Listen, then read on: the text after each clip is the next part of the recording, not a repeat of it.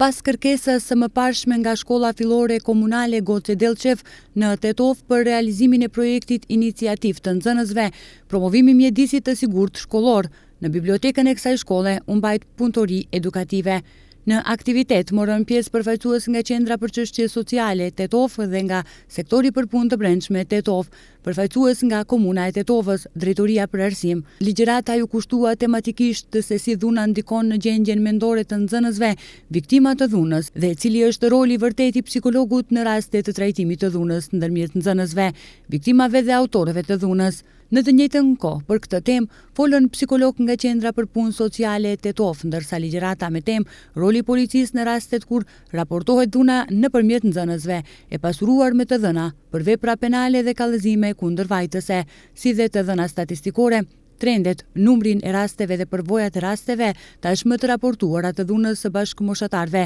u mbajt nga përfaqësuesit e SPB Tetov. Përfaqësues nga Këshilli Komunal për parandalimin e delikuencës së fëmijëve në komunën e Tetovës mbajtën dhe prezantimin e tyre me temë mekanizmat dhe masat në rast të paraqitjes së dhunës ndërmjet nxënësve.